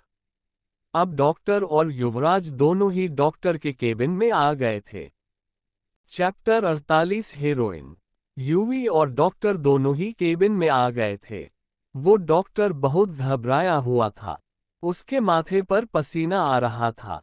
उसे देखकर ऐसा लग रहा था जैसे उसे यूवी से डर हो कि आगे वो जो कुछ भी कहने वाला है, उसे सुनकर कहीं यूवी उसकी जान ही ना ले ले। यूवी ने डॉक्टर को घबराहट को इग्नोर किया, क्योंकि उसे सिर्फ और सिर्फ अभी फिलहाल इश्यू की टेंशन थी और कहीं ना कहीं एक डर यूवी के दिल में भी था इश्यू को लेकर। उससे अब वेट नहीं हो रहा था, जिस वजह से उसने उस डॉक्टर से कहा, क्या बात करनी थी आपको इश्यू के बारे में, जल्दी बोलिए। यूवी के ऐसा कहने से उस डॉक्टर ने एक बार अपना पसीना पोंछा। और हकलाते हुए कहा, पर पेशेंट की कंडीशन बिल्कुल भी अच्छी नहीं है सर, दरअसल उनकी बॉडी में ड्रग मिला है जो काफी मात्रा में था। जब यूवी ने ये सुना कि इशू की बॉडी में ड्रग मिला है तो वो सन्न रह गया।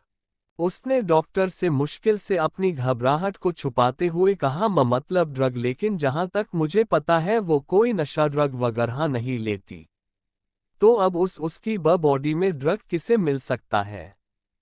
यूवी की बात सुनकर डॉक्टर ने कहा, नहीं आप गलत समझ रहे हैं मिस्टर ओबरॉय, उन्होंने ये ड्रग्स खुद नहीं लिए बल्कि उन्हें दिए गए हैं। जिस हिसाब से उनकी कंडीशन थी उसे देखकर तो यही लगता है कि यह ड्रग्स उन्हें किसी और ने दिए हैं और यह ड्रग उनके शरीर में काफी ज्यादा मात्रा में हमें मिला है। और जिस तरीके से और जिस मात्रा में किसी ने पेशेंट को ये ड्रग दिया है उसे देखकर समझकर तो यही लगता है कि जिस किसी ने भी ये ड्रग उन्हें दिया है वो जरूर उन्हें जान से मारना चाहता था, लेकिन फॉर्चुनेटली टाइम पर हॉस्पिटल लाने से यह पॉसिबल नहीं हो सका। यूवी जो गौर से उस डॉक्टर की बात सुन रहा था, जब उसने ये सुना कि ईशा ने ये ड्रग खुद नहीं बल्कि किसी ने और ने दिए हैं, ये सुनकर उसकी आंखें गुस्से से लाल हो गई। और जब उसने ये सुना कि कोई है जो उसे जान से मारना चाहता है, तो ये सुनकर तो जैसे यूवी के हाथों के मुट्ठियां कस गई थी और उसकी आंखें आग उगलने लगी थी। उससे बहुत ही डरावनी वाइब आ रही थी। वही डॉक्टर यूवी के बदलते ऑरा को देखकर डर रहा था।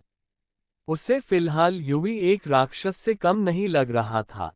यूवी को बहुत गुस्सा आ रहा था कि उसी के कॉलेज में उसी के आंखों के नीचे उसकी ही जान को कोई जान से मारना चाहता है। वो ये सोच सोचकर ही वह पागल हो रहा था कि कोई है जो उसे की आंखों के सामने उसकी नजरों से छिपकर यह सब कर रहा है और उससे कुछ खबर ही नहीं है। यहां तक कि उस इंसान ने ईशा को भी चोट पहुंचा दी। इनफैक्ट चोट नहीं, वो तो उसे जान से मारना चाहता था, लेकिन ऐसा हो नहीं पाया। यूवी सोच रहा था कि अगर वो टाइम से ईशा को नहीं ढूंढता और उसे टाइम पर हॉस्पिटल नहीं लेकर आता तो पता नहीं आज क्या होता। अगर वो टाइम से नहीं पहुंचता तो शायद ईशा आज इससे आगे वो कुछ सोच ही नहीं सका। इशू को कुछ हो जाता, ये ख्याल उसके दिमाग में आते ही यूवी जड़ हो गया था। उसे अपने आप गुस्सा आ रहा था कि वह कुछ नहीं कर पाया। ये सोच सोचकर उसे बहुत गुस्सा आ रहा था।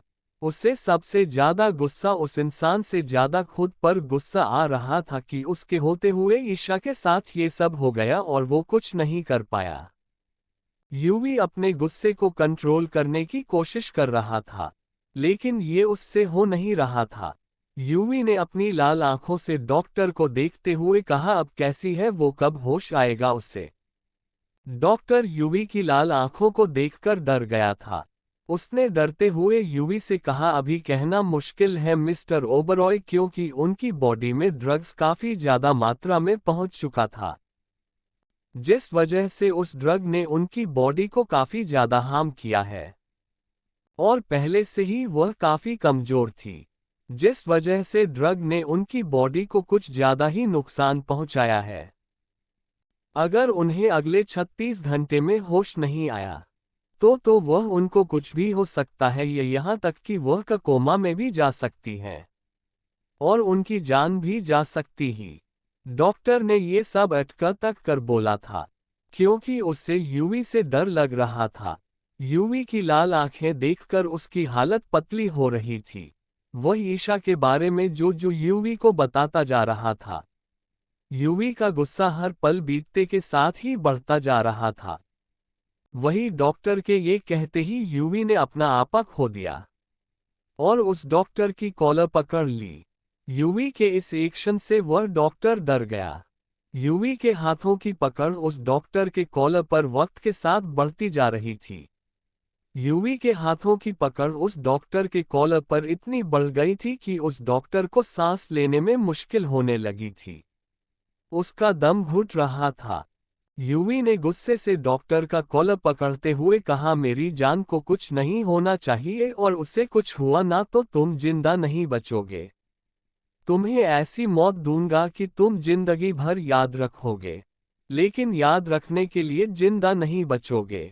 और अगर जिंदा बच भी गए तो तुम्हारा करियर बिल्कुल नहीं बचेगा। सब कुछ तबाह कर दूंगा मैं। अगर मेरी जान मेरी इश्यू को कुछ हुआ तो। समझे। इतना कहते ही यूवी ने उस डॉक्टर के कॉलर को एकदम से छोड़ दिया, जिस वजह से वह डॉक्टर गिरता गिरता बचा। यूवी को हद से ज्यादा गुस्सा आ रहा था उस डॉक्टर पर। आखिर वह कैसे कह सकता था कि उसकी जान को कुछ हो जाएगा। यूवी के छोड़ते ही उस डॉक्टर की जैसे जान में जान आई और वह खांसने लगा।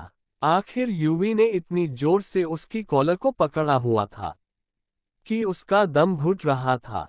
यूपी ने उस डॉक्टर से गुस्से में कहा, मुझे नहीं पता तुम क्या करोगे क्या नहीं, लेकिन मेरी इशू को कुछ भी नहीं होना चाहिए। अगर उसे कुछ हुआ ना तो तुम्हारी खैर नहीं। डॉक्टर उसकी धमकी से डर गया था, लेकिन बेचारा कुछ कह नहीं सका, इसलिए उसने अपना सर हाँ में हिला दिया और कोई ऑप्शन भी नहीं था उसके पास यूवी की बात मानने की सिवाय। यूवी उस डॉक्टर के केबिन से बाहर जाने लगा। वह गेट पर पहुंचा ही था कि उस डॉक्टर ने यूवी को पीछे से आवाज देते हुए कहा। हालांकि उस डॉक्टर को डर भी लग रहा था, लेकिन उसने हिम्मत करते हुए कहा, मिस्टर ओबरॉय, अगर आप उस शख्स को पकड़ना चाहते हैं जिन्होंने ये सब किया है, तो मैं उसमें आपकी छोटी सी हेल्प कर सकता हूं। जानता हूं कि आप मेरी मदद के बिना भी उसे इंसान का पता अच्छे से लगा सकते हैं। आपको मेरी जरूरत नहीं है, लेकिन मेरी इस छोटी सी मदद से आप उस इंसान तक जल्दी पहुंच सकते हैं जिस किसी ने भी ये सब किया है। और यकीन मानिए, मैं आप पर कोई एहसान नहीं कर रहा हूं और ना ही जताना चाहता हूं, लेकिन आपकी मदद करके मुझे बहुत अच्छा लगेगा। डॉक्टर की बात सुनकर यूवी के बढ़ते कदम रुक गए। उसने पलट कर डॉक्टर की तरफ देखा तो डॉक्टर ने अपना सर हाँ में हिलाया। तो यूवी बिना किसी एक्सप्रेशन के साथ चलता हुआ चेयर पर आकर बैठ गया। उसने चेयर पर बैठते हुए कहा, बोलो क्या कहना चाहते हो। डॉक्टर ने एक रिपोर्ट उठाई और उसे यूवी के सामने रख दिया। यूवी ने उस रिपोर्ट को देखा और उसे उठाकर पढ़ने लगा। जैसे जैसे यूवी उस रिपोर्ट को पढ़ रहा था, उसके एक्सप्रेशन वैसे वैसे ही चेंज हो रहे थे। रिपोर्ट पढ़कर उसने डॉक्टर की तरफ देखा तो डॉक्टर ने अपना सर हाँ में हिलाते हुए कहा, यह बिल्कुल सच है मिस्टर ओबरॉय। जिस ड्रग का इस्तेमाल उस शख्स ने किया है, वह इतनी आसानी से कहीं पर भी नहीं मिलता। इनफैक्ट जिस ड्रग्स का उस शख्स ने यूज किया है, वह सबसे खतरनाक और महंगा ड्रग है और वह इतनी आसानी से कहीं पर भी नहीं मिलता। डॉक्टर ने एक लंबी सांस लेते हुए आगे कहा, दरअसल जिस ड्रग्स को पेशेंट को दिया गया है उसका नाम हेरोइन है और वह सबसे खतरनाक ड्रग्स माना जाता है। जब वह हमारी बॉडी में इंटर करता है तो सबसे पहले और सबसे ज्यादा गहरा असर वह हमारे दिमाग पर डालता है, जिस वजह से पेशेंट जल्दी ही अनकॉन्शियस हो जाता है। और अगर पेशेंट के शरीर में अगर ड्रग्स की मात्रा ज़्यादा चली जाए तो वह बहुत हानिकारक होता है और ज़्यादा मात्रा में ये ड्रग लेने से इंसान की मौत भी हो सकती है। और अगर एक बार पेशेंट बेहोश हो जाता है तो उसकी जान भी जा सकती है, यहाँ तक कि उस ड्रग्स का असर पेशेंट पर 36 घंटे तक रहता है और यह ड्रग किसी भी अरे गहरे को नहीं मिलता। जिस किसी के पास ये ड्रग्स था, उससे यह बात तो साबित होती है कि वह बहुत ड्रग्स के मामले में बहुत पहुंची हुई चीज है, या फिर वह इस ड्रग्स का इस्तेमाल काफी दिनों से कर रहा है। और जिस तरीके से उसने ये ड्रग्स पेशेंट के शरीर में पहुंचाया है, उस तरीके से लगता है कि वह जरूर पेशेंट को मारना चाहता था। चैप्टर 49 कनेक्शन लवेरिया। यूवी डॉक्टर की बात गौर से सुन रहा था। जब उसने उस ड्रग्स का नाम सुना तो जैसे उसके दिमाग में कुछ खटका। यूवी कुछ सोचने लगा। उसे देखकर लग रहा था जैसे वो कुछ गहरा सोच रहा हो। यूवी ने डॉक्टर से पूछा, क्या आप बता सकते हैं कि ये ड्रग पेशेंट को किस तरीके से दिया गया है? कुछ जबरदस्ती वगैरह या किसी चीज में मिलाकर? यूवी की बात पर डॉक्टर ने कहा, जी नहीं, उन्हें ये ड्रग्स ना ही किसी चीज से मिलाकर दिया गया है और ना ही जबरदस्ती दिया गया है। डॉक्टर की बात सुनकर यूवी कंफ्यूज हो गया। आखिर इन दोनों ही तरीकों से अगर किसी ने ड्रग्स नहीं दिया तो इश्यू के शरीर में आखिर ड्रग्स पहुंचा कैसे? यूवी अब ये सोचने लगा। जब उसे कुछ भी समझ नहीं आया तो उसने डॉक्टर से कहा, आप कहना क्या चाहते हैं, साफ साफ कहिए। डॉक्टर ने कहा, मेरे कहने का मतलब यह है कि ना तो पेशेंट को ये ड्रग्स ना तो जबरदस्ती मतलब हाथापाई से दिया गया है और ना ही किसी चीज में मिलाकर दिया गया है, बल्कि मुजरिम ने कुछ ऐसा रास्ता चुना है जिससे सांप भी मर जाए और लाठी भी ना टूटे। मतलब उस इंसान ने कोई ऐसा रास्ता चुना है जिससे उस पेशेंट के साथ जबरदस्ती भी ना करनी पड़ी और ना ही उसे किसी चीज में मिलाकर देने की जरूरत पड़ी। और जहां तक मैंने इस कंडीशन को नोटिस किया है, उससे मुझे तो यही लग रहा है कि वह शख्स ना ही पेशेंट के सामने आया होगा। डॉक्टर ने यूवी से आगे कहा, उस शख्स ने पहले से ही अपनी तैयारी कर रखी होगी। वह पहले से ही मौके की तलाश में होगा और जब उसे वो मौका मिला तो उसने ये काम कर दिया। डॉक्टर ने एक लंबी सांस ली और फिर से आगे कहा, लेकिन मैं आपसे एक बात और कहना चाहता हूं मिस्टर ओबरॉय, जब हमने पेशेंट का इलाज किया, मतलब जब हम पेशेंट का इलाज कर रहे थे, तब मैंने उनके बालों पर भी ड्रग्स का पाउडर देखा था। इनफैक्ट उनके बालों में ही नहीं, उनके कपड़ों पर और उनके चेहरे पर भी ड्रग्स के कुछ अंश मिले हैं। और जो ड्रग्स उन्हें दिया गया है वह सबसे ज्यादातर तो उनके सांस के द्वारा उनके फेफड़ों में पहुंचा है, जिस वजह से उनको बहुत ज्यादा हार्म हुआ है और वह ज्यादा देर तक होश में नहीं रह पाए और वह जल्दी ही अनकॉन्शियस हो गई। जब हम इन सारी कंडीशंस को एक साथ मिलकर देखते हैं तो यही सामने आता है कि उन्हें ये ड्रग्स जरूर सांस के द्वारा उनके शरीर में पहुंचाया गया है।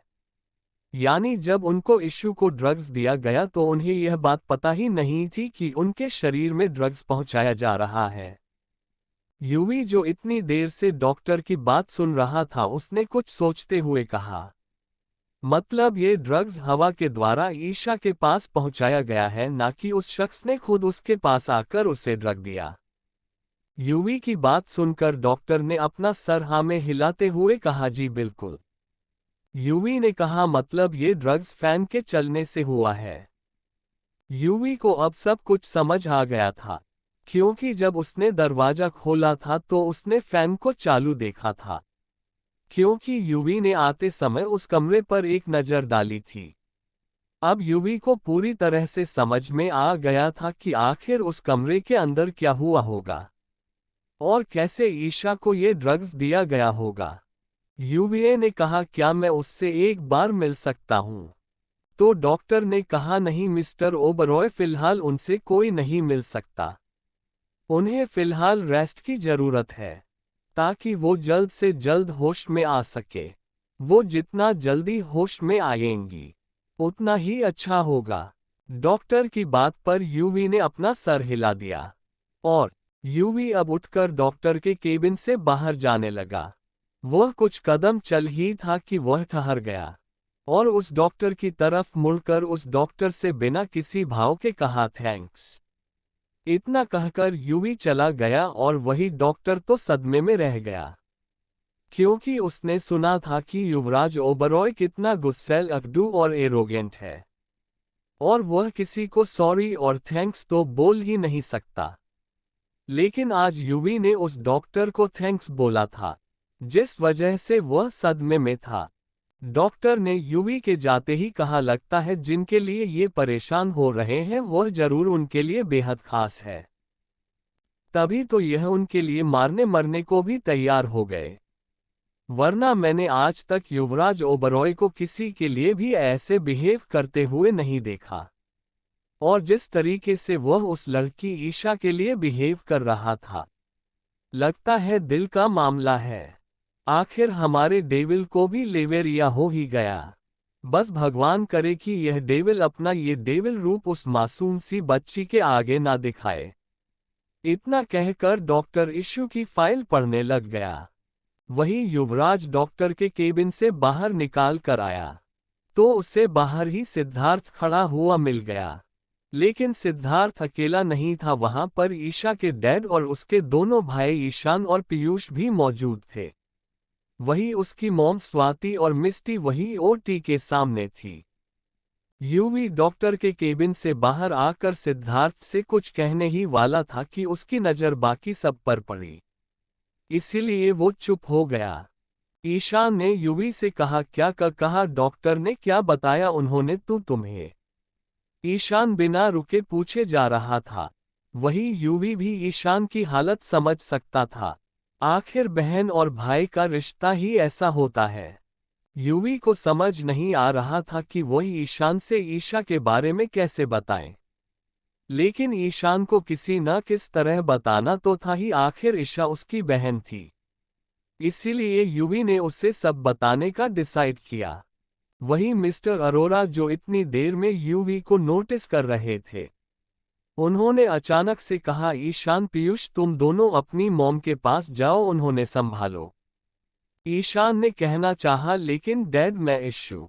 ईशान कुछ कहता कि उसके डैड ने दोबारा से उसे रोकते हुए अपनी सख्त आवाज में कहा, ईशान मैंने कहा जाओ यहां से।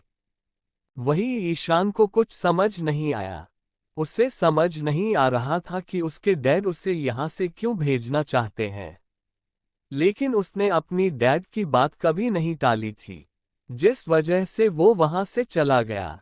पीयूष भी उसके पीछे पीछे वहां से चला गया। अब वहां पर सिर्फ यूवी, सिद्धार्थ और मिस्टर अरोड़ा ही बचे थे। वही यह बात तो यूवी को भी समझ नहीं आई थी कि मिस्टर अरोड़ा ने ईशान को यहां से जाने को क्यों बोला, जिस वजह से वो कंफ्यूज था और कंफ्यूजन में ही मिस्टर अरोड़ा को देख रहा था। मिस्टर अरोड़ा ने पहले सिद्धार्थ को तरफ देखा और यूवी से कहा, क्या हम अकेले में बात कर सकते हैं? उनके इस तरह कहने से यूवी ने सिद्धार्थ को देखा तो सिद्धार्थ यूवी का इशारा समझ गया और वहां से चला गया। अब वहां पर सिर्फ और सिर्फ यूवी और मिस्टर अरोड़ा ही बचे थे। युवराज ओबरॉय और विजय अरोड़ा जी दोनों आमने सामने ही खड़े थे। विजय जी का चेहरा भावहीन था। उन्होंने यूवी को आंखों के देखते हुए कहा, क्या कहा डॉक्टर ने, क्या हुआ है मेरी प्रिंसेस को? उनके बात करने का तरीका यूवी का कुछ अलग सा लगा, लेकिन उसने इसे इग्नोर किया, ये सोचकर कि शायद वो अपनी बेटी के लिए परेशान हो। यूवी ने बिना किसी भाव के सीधा उनकी आंखों में देखते हुए कहा, डॉक्टर ने कहा है कि उसके लिए अगले 36 घंटे क्रिटिकल है। अगर उसे अगले 36 घंटे में होश नहीं आया तो कुछ भी हो सकता है। यूवी ने बड़ी मुश्किल से ये कहा था। विजय जी ने यूवी से कहा, क्या इसके सिवा डॉक्टर ने और कुछ नहीं कहा? ये बात जिस तरीके से विजय जी ने कही थी यूवी को बड़ी अटपटी लगी। यूवी ने कहा, आप कहना क्या चाहते हैं, साफ साफ कहिए। विजय जी ने यूवी की आंखों में देखते हुए गुस्से से कहा, साफ साफ सुनना चाहते हो ना, तुम तो सुनो। मैं तुमसे ये पूछना चाहता हूं कि मेरी बेटी तक वो ड्रग्स कैसे पहुंचा? उसे ड्रग्स किसने दिया? और सबसे बड़ी बात, वह ड्रग्स तुम्हारे कॉलेज में क्या कर रहा था? जहां तक मुझे पता है संत दयाल कॉलेज तो तुम्हारा ही है ना, और वह मुंबई का सबसे बड़ा कॉलेज भी है। इतने बड़े कॉलेज में ड्रग्स कैसे पहुंच सकता है, और जिसकी आप लोगों की कोई खबर ही नहीं है? यूवी को विजय जी को अपने से ऐसे गुस्से में बात करते देख गुस्सा तो बहुत आया था, लेकिन वह जानता था कि वह जो कह रहे हैं वह सही है। अगर उसने ध्यान दिया होता तो आज ईशा की यह हालत नहीं हुई होती, जिस वजह से उसने अपने गुस्से को मन ही मन दबा लिया। वरना जो इंसान युवराज ओबरॉय से गुस्से में बात करे, उसे युवराज ओबरॉय अगले दिन का सूरज भी नहीं देखने देता। लेकिन यहाँ शायद बात अलग थी। यहाँ उसके सामने ईशा के डैड खड़े थे। अगर वह चाहता तो वह कुछ कर सकता था, लेकिन वह ईशा के ख्याल से चुप हो गया। चैप्टर 50 यूवी ने की विजय जी की बोलती बंद। यूवी ने सुलझाए एक पहेली। यूवी को चुप देखकर विजय जी ने गुस्से से कहा, मैंने कुछ पूछा है आपसे मिस्टर ओबरॉय? आप ही के कॉलेज में आप ही के नाक के नीचे मेरी बेटी को कोई ड्रग्स दे देता है और किसी को कुछ पता भी नहीं चलता। क्या आपके कॉलेज में ड्रग्स लाना आम बात है? ईशा के डैड को पता चल चुका था कि ईशा को ड्रग्स दिया गया है, क्योंकि जब डॉक्टर ने यूवी से अकेले में बात करने की बात कही तो विजय जी उनके पीछे पीछे ही आ गए थे, क्योंकि उन्हें अपनी बेटी की कंडीशन के बारे में जानना था, जिस वजह से वह अंदर आते कि उससे पहले उन्हें डॉक्टर की आवाज सुनाई दी। इसीलिए वो बाहर ही रुक गए और जो भी डॉक्टर ने कहा वो उन्होंने सुन लिया, जिस वजह से उन्हें पता चल गया था कि ईशा को ड्रग्स दिया गया है। लेकिन वह पूरी बात नहीं सुन पाए थे, क्योंकि बीच में उन्हें एक कॉल आ गई थी जिसे वह अटेंड करने चले गए थे। इसलिए अपनी कॉल अटेंड करके वह वापस वही आ गए थे, जिस वजह से यूवी ने बीच में जो ईशा को जान कहा था वह उन्हें पता नहीं चला। यूवी ने बिना किसी भाव के विजय जी की आंखों में देखते हुए कहा, जिसने भी ये किया है मैं उसका पता लगा ही लूंगा। लेकिन पहले आप मुझ पर इल्जाम लगाने से पहले ये तो सोचे कि आप खुद एक इतनी बड़ी हस्ती हैं, तो आपके भी तो काफी दुश्मन होंगे ना। हो सकता है कि उनमें से किसी एक ने ही यह सब किया हो, और किसे पता वह कॉलेज से बिलोंग करता है भी या नहीं भी। यूवी के ऐसा कहने से विजय जी एकदम शांत हो गए। यूवी की इस बात से उनसे कुछ बोलते ही नहीं बन रहा था। सही तो कहा था यूवी ने, जरूरी थोड़ी ना है कि कोई यूवी के कॉलेज का हो जो ड्रग्स लता हो।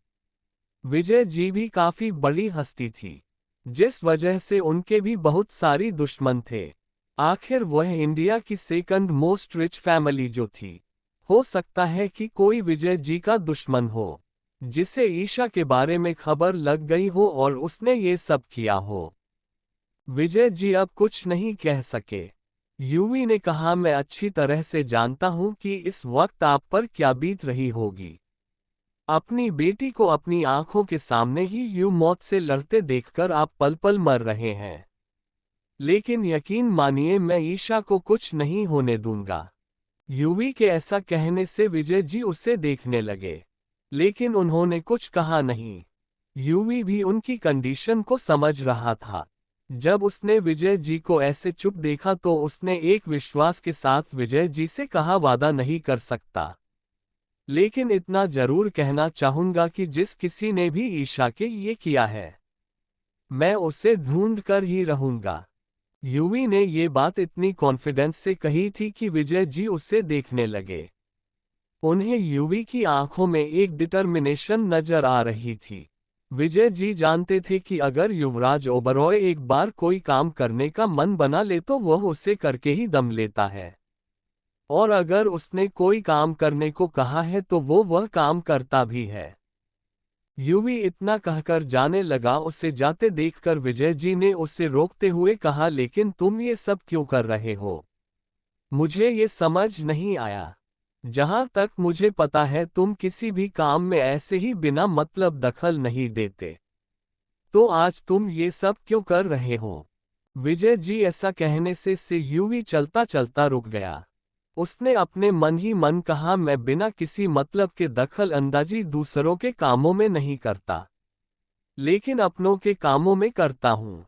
यूवी यह सब अपने मन ही मन कह रहा था और वहीं खड़ा हुआ था। विजय जी ने जब उसे चुप देखा तो उन्होंने उससे कहा, तुम ये सब क्यों कर रहे हो? मुझे ये सब समझ नहीं आया। यूवी ने बिना किसी भाव के विजय जी को देखते हुए कहा, क्योंकि यह बात मेरे कॉलेज के रेपुटेशन से जुड़ी हुई है, जिसे मैं चाहकर भी इग्नोर नहीं कर सकता। यूवी के ऐसा कहने से विजय जी ने अब उसे और कुछ नहीं कहा, और यूवी वहां से चला गया। यूवी के जाने के बाद विजय जी भी वहां से चले गए। वही यूवी भी चलता हुआ डॉक्टर के केबिन से थोड़ी दूरी पर आ गया था, जहां पर उसे सिद्धार्थ खड़ा हुआ मिल गया। सिद्धार्थ ने जब यूवी को आते हुए देखा तो उसने उससे पूछा, क्या कहा डॉक्टर ने? सिद्धार्थ के ऐसा पूछने से यूवी ने एक लंबी सांस ली और जो जो भी डॉक्टर के केबिन में हुआ था वह सब सिद्धार्थ को बता दिया। जब सिद्धार्थ ने ये सब सुन तो वह शॉक हो गया कि यह घटना और कहीं नहीं बल्कि उनके ही कॉलेज में हुई है। सिद्धार्थ ने हैरान होते हुए कहा, मतलब ये सब हमारे कॉलेज में ड्रग्स दिया गया था? लेकिन ये कैसे पॉसिबल हो सकता है?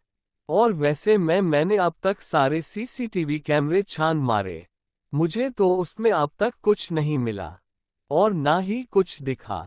अगर कोई ईशा को जबरदस्ती ड्रग्स देता तो उसमें साफ साफ दिखता। यूवी ने कहा, क्या मैंने तुम्हें जो पिक्चर्स लाइब्रेरी की पिक्चर्स निकालने को कहा था, क्या तुम वो निकाल लाए? यूवी के ऐसा पूछने से सिद्धार्थ ने अपना सर हाँ में हिला दिया और उसने अपने फोन में कुछ फोटोज निकालकर यूवी के सामने रख दी। अब यूवी गौर से उन फोटोज को देखने लगा। उस फोटोज में लाइब्रेरी को कुछ पिक्चर्स थी। यह उस लाइब्रेरी की पिक्चर थी जिसमें ईशा बंद हो गई थी और यूवी उस लाइब्रेरी में ध्यान से देखते हुए कुछ ढूंढ रहा था। यूवी ने देखा कि नीचे फर्श पर पाउडर गिरा हुआ था और गिरा हुआ नहीं था बल्कि फर्श पर फैला हुआ था। कुछ देर उन पिक्चर्स को ध्यान से देखने के बाद यूवी को आखिरकार वह मिल ही गया जो वह इतनी देर से ढूंढ रहा था। यूवी ने सिद्धार्थ से कहा, उससे ये ड्रग्स जबरदस्ती नहीं दिया गया बल्कि किसी ने फैन के ऊपर ड्रग्स रखा और फिर फैन ऑन कर दिया और बाहर से डोर लॉक कर दिया, जिस वजह से वह बाहर नहीं निकल पाए और फैन चलने के कारण वह ड्रग्स वाला पाउडर उड़ गया और उड़ते हुए उसके सांस के द्वारा उसके शरीर में जा पहुंचा। यूवी ने जो ईशा के साथ हुआ था वह सिद्धार्थ को बता दिया और जो लाइब्रेरी की पिक्चर्स उसने सिद्धार्थ के हाथों मंगवाई थी, उसे देखकर उसे यकीन भी हो गया था कि जो वह सोच रहा है वह बिल्कुल सही है। सिद्धार्थ ने टेंशन में कहा, लेकिन ये सब आखिरकार कर कौन सकता है? मुझे तो यही समझ नहीं आ रहा। और ताजुब की बात तो ये है कि उस फ्लो को सीसीटीवी फुटेज भी गायब है। इतनी सिक्योरिटी होने के बाद भी ये सब हो गया। मुझे तो विश्वास ही नहीं हो रहा। यूवी ने कुछ सोचते हुए कहा, ये सब सिर्फ और सिर्फ वही कर सकता है जो इस कॉलेज की हर एक बारीक से बारीक जगह को अच्छी तरह से जानता हो। यूवी ने फिर आगे कहा, और जिसने भी है सब किया है उसने हेरोइन नाम के ड्रग्स का इस्तेमाल किया है, जो आसानी से नहीं मिलता। लेकिन अगर तुम्हें याद हो तो जिस ड्रग्स को हमारे कॉलेज के अंदर लाने की कोशिश की गई थी वह भी हेरोइन ही था। इस वजह से यह बात तो साबित होती है कि जिस शख्स ने ईशा के साथ यह सब किया है वह जरूर उस ड्रग्स वाले केस में भी शामिल है, जो हमारे कॉलेज के स्टूडेंट्स को ड्रग्स का आदी बनाना चाहता था और हमारे कॉलेज में ड्रग्स सप्लाई करके कॉलेज को बदनाम करना चाहता था। यूवी ने ये सब सिद्धार्थ को इतनी अच्छे से समझा दिया था कि वह हैरान हो गया यूवी ने इस कंडीशन को कितनी अच्छे तरीके से सॉल्व कर दिया। यूवी ने आगे कहा, और इससे यह बात तो साफ होती है कि वह शख्स हमारे कॉलेज की हर एक बारीक से बारीक जगह से भी परिचित है और वह इसी कॉलेज का भी है, चाहे वह कोई स्टूडेंट हो या कोई प्रोफेसर हो। यूवी ने सिद्धार्थ की तरफ देखकर कहा, अब ये पता लगाना तुम्हारा काम है कि वह शख्स कौन है। मुझे नहीं पता तुम कैसे करोगे, लेकिन तुम्हें ये करना ही है। हमें जल्द से जल्द उस शख्स के बारे में पता करना है। अगर हमने उस शख्स के बारे में पता लगा लिया तो हम उसे शख्स के जरिए और भी लोगों तक पहुंच सकते हैं जो इन सब में शामिल है। और अगर मुझे वो शख्स मिल गया ना जिसने ईशा के साथ यह सब किया है, उसे मैं जिंदा नहीं छोड़ूंगा। ये बोलते हुए यूवी बहुत गुस्से में लग रहा था। यूवी ने सिद्धार्थ को अच्छी तरह से समझा दिया था कि उसे क्या करना और क्या नहीं। यूवी ने इस केस की एक पहेली तो सुलझा दी थी, लेकिन वह जानता था कि आगे भी ऐसी और भी कई पहेलियां आएंगी जिसे उसे सुलझाना है। अब यूवी की बात मानते हुए सिद्धार्थ अब वहां से चला गया। आखिर उसे यूवी का दिया हुआ काम भी तो पूरा करना था, वह भी जल्द से जल्द। सिद्धार्थ वहां से चला गया और यूवी उधर चल दिया जहां ईशा और उसकी फैमिली मौजूद थी। Thank you. आपको नोवेल कैसा लगा कमेंट करें और चैनल को सब्सक्राइब करें। लाइक और शेयर करना न भूलें। Thank you for watching the video.